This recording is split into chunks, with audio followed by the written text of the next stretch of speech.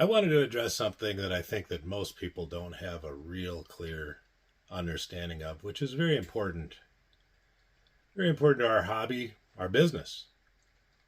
For some of us, for our livelihood, it's very, very important that people understand sort of the marketing of boa constrictors and the market for boa constrictors. What's important that people don't understand is there are tens of thousands of people who are breeding their boas, who want to breed their boas, who have boas together, trying to breed them, who are breeding them, who are producing baby boas. Tens of thousands. It's not a club of 300 or 400 people. I've been doing this for a long time, and I can tell you that 90% of your customers, 90% of my customers who buy an animal from me are not known to me until they buy that animal from me. So I've met literally thousands of people. I've been breeding boas now for 38 years. So 38 years running that I've been making baby boas. I make hundreds of baby boas a year. I've made tens of thousands of baby boas. This is how I make my living. I've done this for a long time. This isn't new. And we sell baby boas all over the world to a wide range of different people. A lot of people that don't really communicate with anyone else that has boas. They just love boas and they want to breed them. And they breed them and they end up wholesaling those boas to somebody because they don't want to bother with selling them. They just love the hobby. So for every person you see on Facebook posting something, there's 10, 15, maybe 20 more people that are interested in boas than you're seeing on Facebook that's active. Some people don't want their neighbors to know that they've got animals for whatever reason. Most people are, as far as an online presence is concerned, they're basically anonymous. And I know because they're my customers. Many of you, if you think about it, who sell directly to people, many of you sell to people that you've never heard of either. There are just tens of thousands of people breeding boas and that want to breed boas. Here's an example.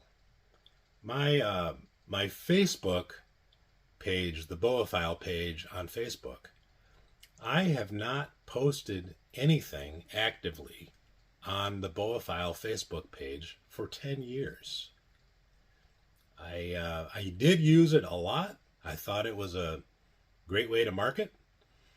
And I paid a little advertising to YouTube to help promote it, to basically to put me up in line as far as the algorithm is concerned so that more people would view it.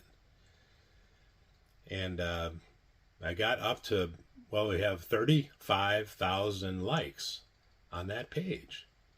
I quit paying advertising, and Facebook, to punish me, no longer would allow the Boaphile page to be populated to people's algorithms. So even though 35,000 people had liked what I do, it wasn't coming up on their feed anymore because I didn't pay Facebook. So now it's coming up again because they're realizing content and traffic is where they're going to make their money. And off of me in particular, they're not going to make money on advertising because I'm not going to pay them to help promote that page. But the point I'm trying to make is me, one little boa breeder, formerly in Minnesota, the frozen tundra, now in Missouri, I had 35,000 likes. Now, people didn't like me because of my good looks.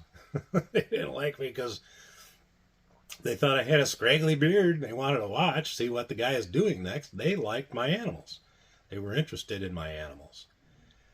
And so I think a lot of people don't really understand that. They don't really understand how broad the market is. And for that reason, people sort of propagate a self-fulfilling prophecy by not being so enthusiastic about the market, by not reinvesting themselves because they think nothing's happening. Sales wise, I can tell you it's great. People just love boas. They're crazy for boas. I'm getting a lot of activity, a lot of interest, and people are concerned about things they shouldn't be concerned about. I mean, years ago, we had a breeder that produced hundreds of one particular mutation.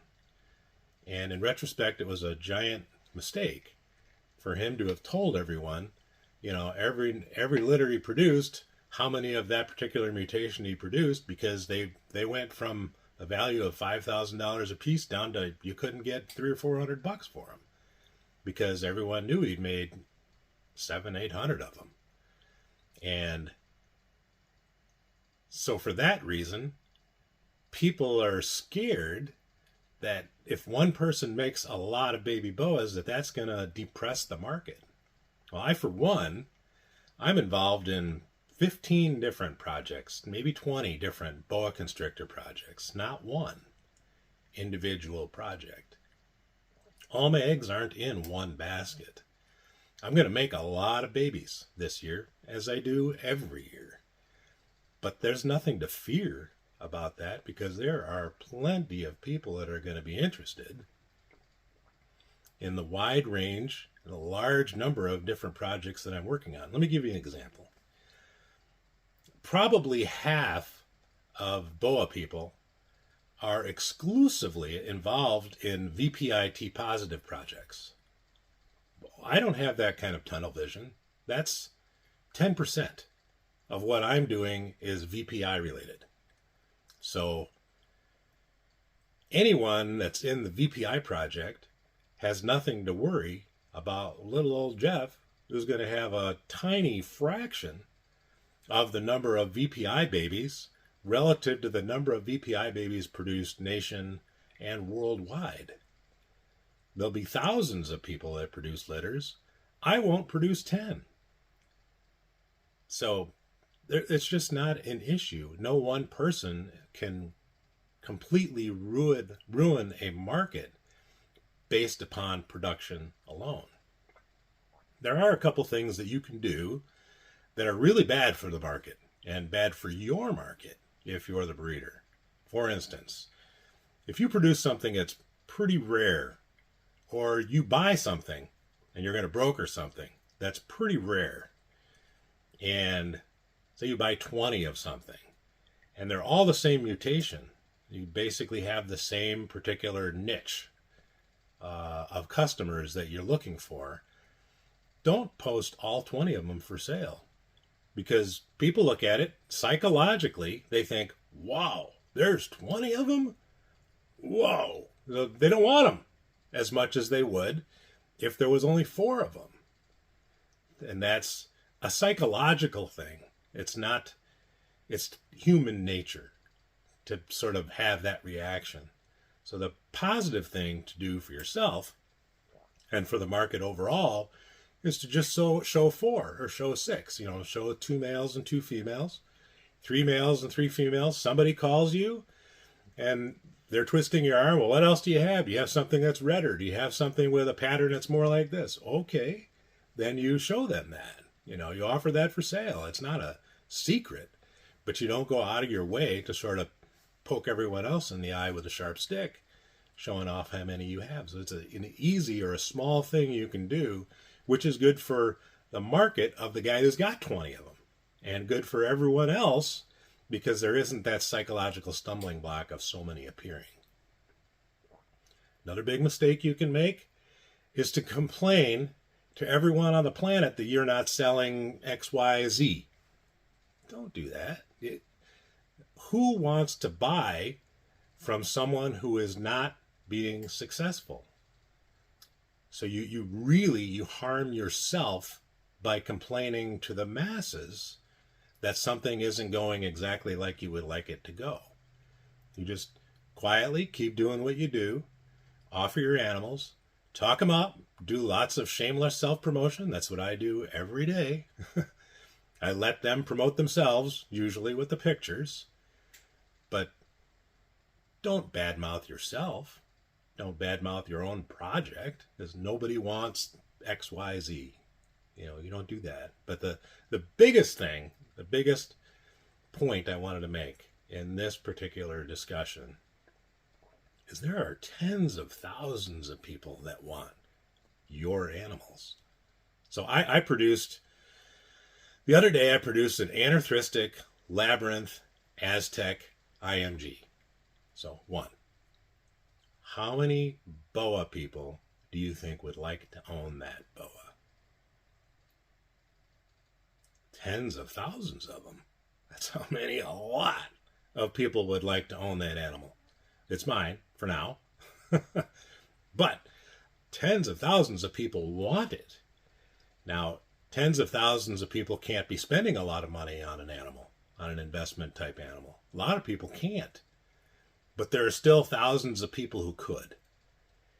And of those thousands of people, maybe not all of them would, even if they can.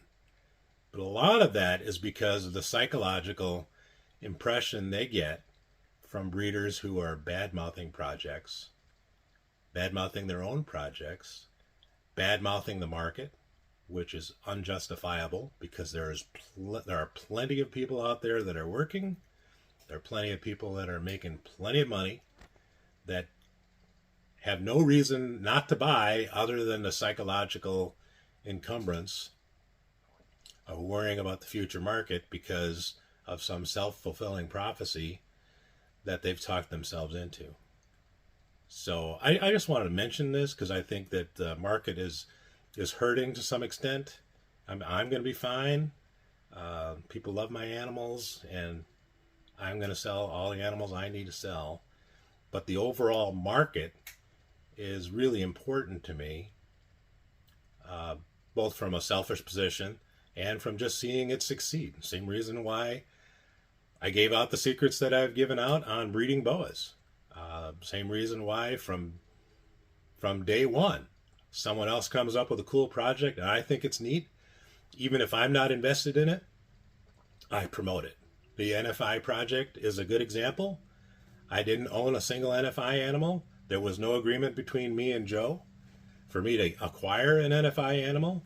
I wrote up a lengthy description of how the thing worked, helped him figure out how it worked, because I thought the project was cool, and I thought it was something other people needed to know more about. And I could name a number of other projects that I've done that with, and will continue to do that with. It's not all about just my animals, it's about what other people are doing as well. So think about that, and I think it'd be a good idea if people would share this with other boa people. I mean, really share it. I'm not just saying in passing, yeah, share it, like it, subscribe, hit the notifications. I mean, legitimately share it. Copy the link for this video, stick it on your Facebook page, share it on your Instagram, because the more boa people that sort of see a positive market message, and the market is strong if people would let it just go, the better we'll all be off. So share this video, post it everywhere, not for my sake, but for our market's sake, for your sake, for your friends who are also breeding boa's sake. It's important. Hey, thanks for watching. Not sure what I'll do another video on next, but hopefully it's a little less serious than this. Something fun. Have a good one.